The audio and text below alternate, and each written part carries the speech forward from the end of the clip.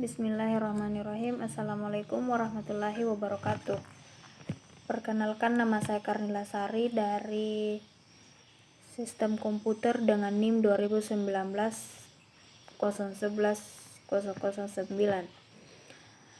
Baik, untuk memenuhi tugas pengganti final dari mata kuliah Statistik dan Probabilitas, maka saya akan menjelaskan tentang uji chi-square dan contoh soalnya. Yang pertama, uji chi-square.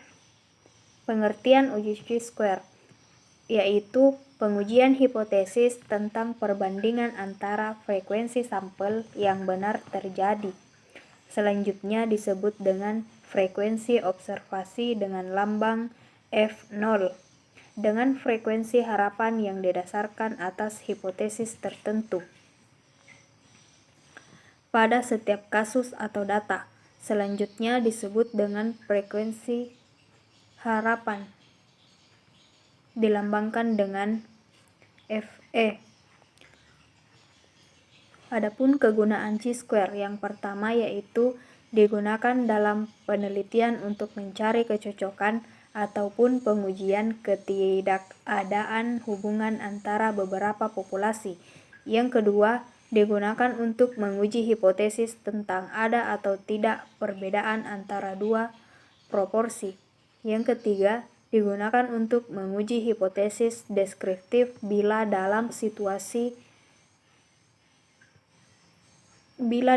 populasi terdiri atas dua atau lebih kelas data berbentuk nominal dan sampelnya besar. Rumus chi-square yaitu X pangkat 2 sama dengan sigma F0 kurang Fe pangkat 2 per Fe, di mana F0 adalah frekuensi observasi dan Fe adalah frekuensi harapan. Pengujian hipotesisnya. Jika X pangkat 2 hitung lebih kecil atau sama dengan dari X pangkat 2 tabel, maka H0 diterima.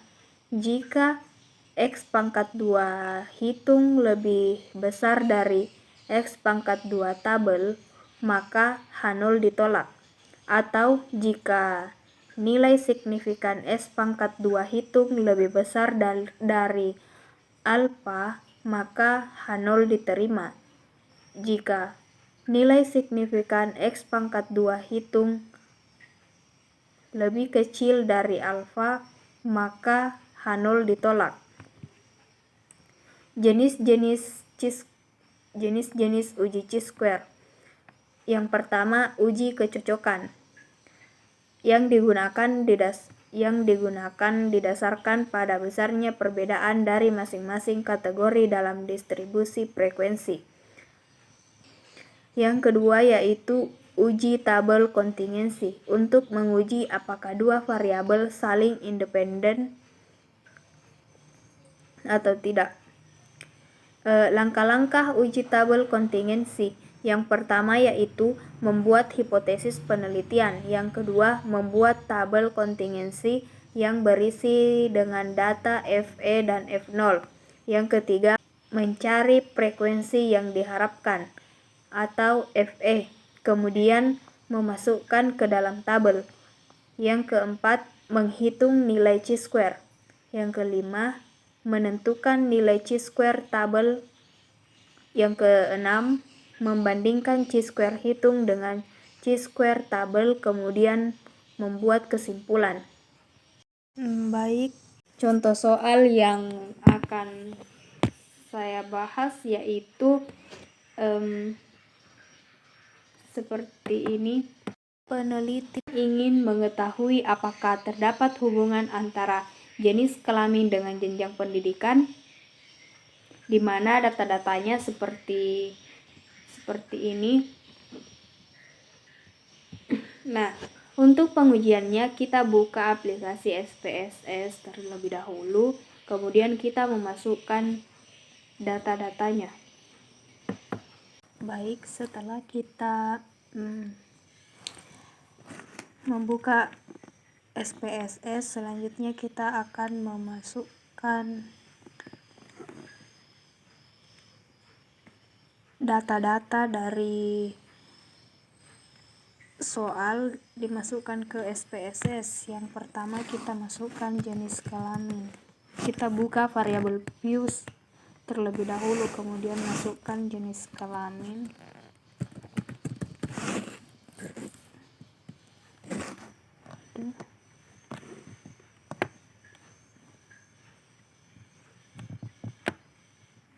Kemudian kita pilih value.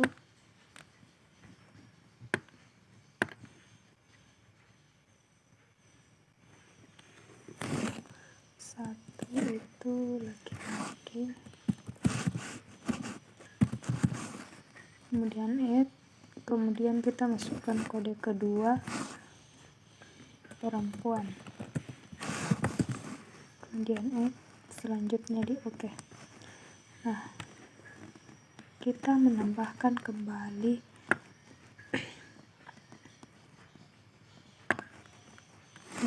pendidikan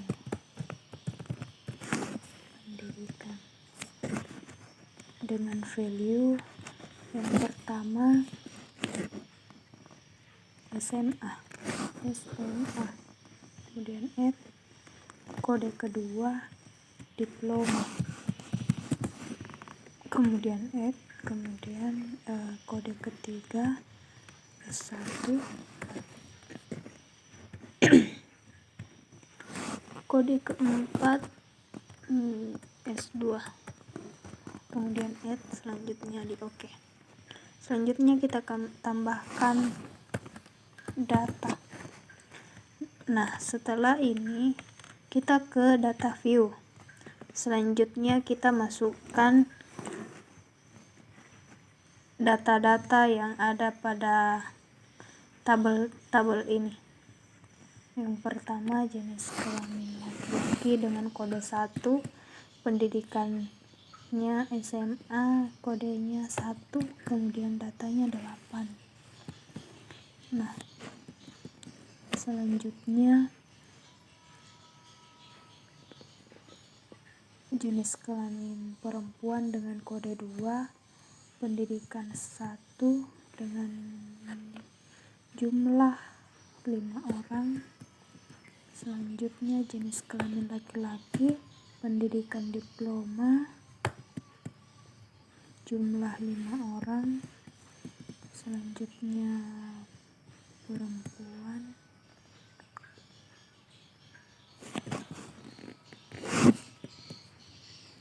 lakukan hal yang serupa sampai semua tabel selesai.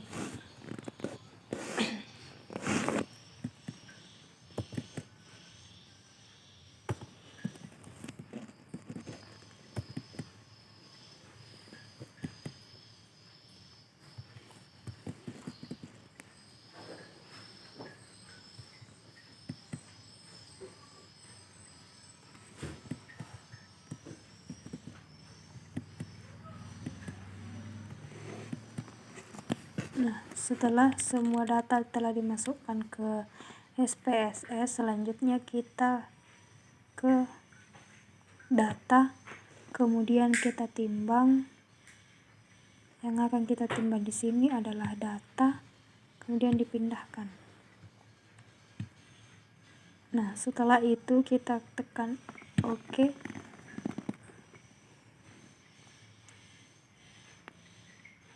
Kemudian kita kembali ke data yang tadi, klik analyze, kemudian pilih deskriptif static, kemudian pilih cross tab.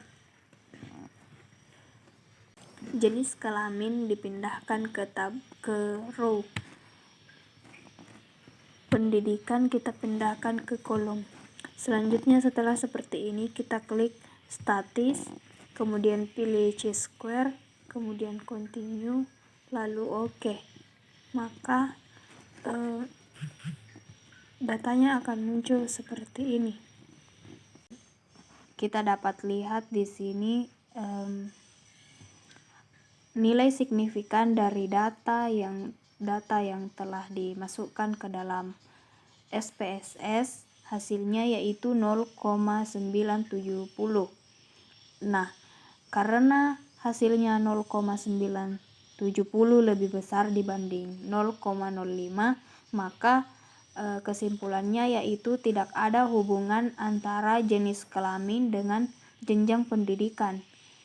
Baik, itulah yang sempat saya paparkan. Sekian dari saya. Wassalamualaikum warahmatullahi wabarakatuh.